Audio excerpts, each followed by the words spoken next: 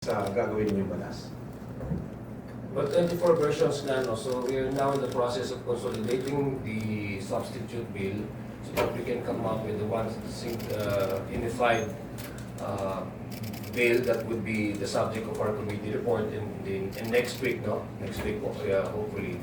Nakita naman natin there's no question about anti-political dynasty kasi everyone agrees that there's already that in the Constitution.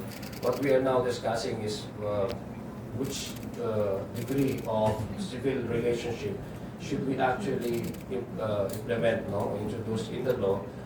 That would be the basis to provide legal definition of what constitutes anti-political dynasty. Would it be the second degree of civil consanguinity and affinity, or fourth degree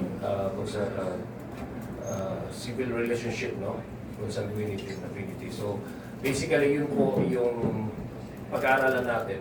So far, of all the 24 versions, majority of the versions that we received, second degree yung pinopropose na prohibition, civil ban, no? Prohibition relationship.